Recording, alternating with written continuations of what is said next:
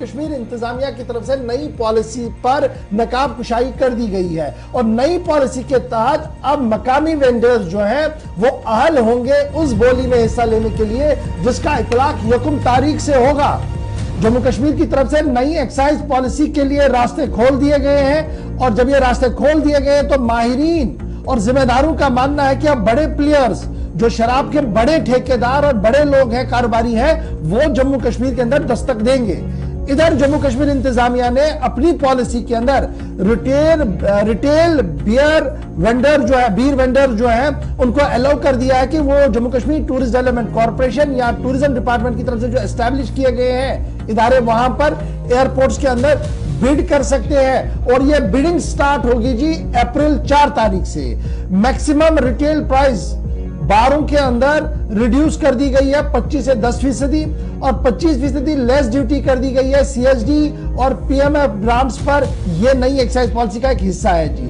Introduce 3 अलग अलग जुमरों में लाइसेंसेस को बांट दिया गया है जम्मू कश्मीर इंतजामिया की तरफ से और यह एक्साइज पॉलिसी 2023-24 का 1 तारीख से नाफिजुल अमल होना है और इससे जब यह नाफिजुल अमल होगी तो सरकार का एक टेक है जो मैं आपके सामने रखूंगा। सरकार का यह टेक है कि लो अल्कोहल बेवरेज डिस्काउंट रेट्स पर लीगल ये जो वो मिले, उससे क्या होगा जी, जो गैर कानूनी तौर पर शराब बिकती है जम्मू कश्मीर के अंदर उस पर रोक लगेगी। सरकार का यह मानना है। जम्मू कश्मीर इंतजामिया की तरफ से और एक्साइज महकमे की तरफ से रिटेल सेलर्स के लिए अलाउ कर दिया गया कि वो बिडिंग प्रोसेस में भी हिस्सा लेंगे और ये बिडिंग प्रोसेस जम्मू कश्मीर के टूरिज्म या टीडीसी और एयरपोर्ट्स के अंदर होगी।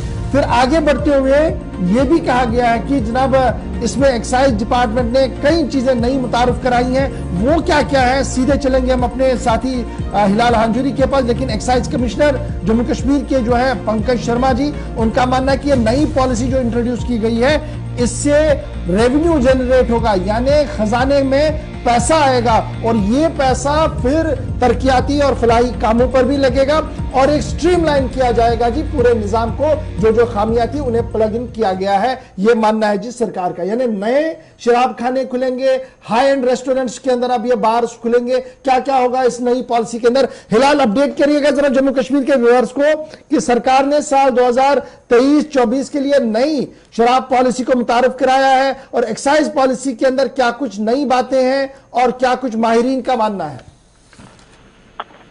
देखिए गवर, ये जो साल 2023-24 की एक्साइज पॉलिसी है इसमें हम देख रहे हैं कि सबसे बड़ी चीज जो सरकार की जानब से भी दावा किया जा रहा है कि वो चाहते हैं कि यहाँ पर कम अल्कोहलिक, लो अल्कोहलिक वाली जो बेवरेजेस हैं उनको ही वो मुतारिफ करें और उस मुतारिफ करने के बाद यहाँ टूरिज्म सयाहत बढ़ जाए और सयाहत के बाद यहाँ पर रेवेन्यू जो एक्सपेंस है वो बन जाए। यानी नटशेल में इस पॉलिसी का मकसद यही है कि एक तो कम बेवरेज या कम लो अल्कोहलिक चीजें यहाँ पर लोगों को दी जाए, क्योंकि लोग जो ज्यादा अल्कोहल वाले, जिसमें ज्यादा अल्कोहल होता है, उसके बजाय इन लो अल्कोहल वाली बेवरेज का इस्तेमाल करें, जिसे बियर का नाम रखा गया है। यानी बियर इसमें सबसे पहले आते हैं, या आरटीडी यानी रेडी टू ड्रिंक्स जो होती हैं उसका नाम दिया गया है। ये सरकार कहती है। लेकिन जब हम जम्मू कश्मीर के निज़ाम देखते हैं तो लोग कहते हैं कि एक तरफ नशे से मुक्त आप भारत को करना चाहते हैं, जम्मू कश्मीर को इंक्लूड करके,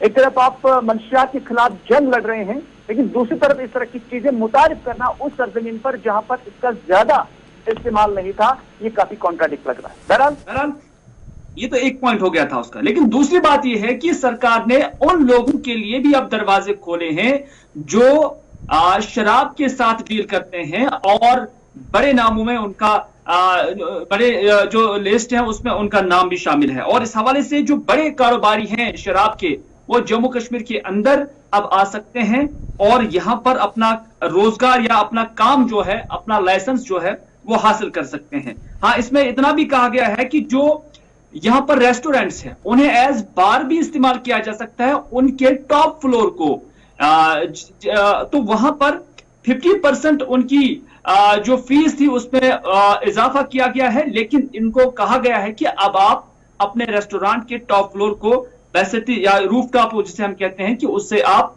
बार के तौर पर भी इस्तेमाल कर सकते हैं। हालांकि कश्मीर में अभी इसका ज्यादा रुझान नहीं था, लेकिन इतना कहा गया है कि इसमें अब नई पॉलिसी के तहत किया जा सकता है।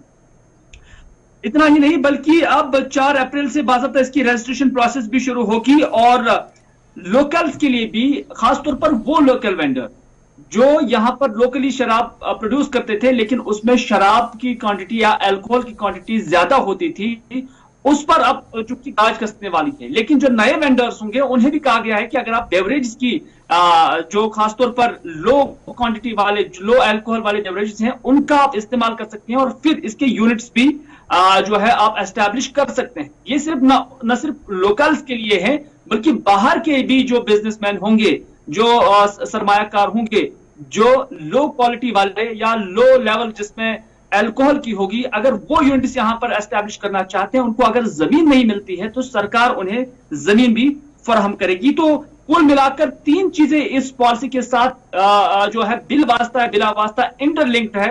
वो ये है कि ज्यादा अल्कोहल वाले शराब के बजाय कम अल्कोहल देना है।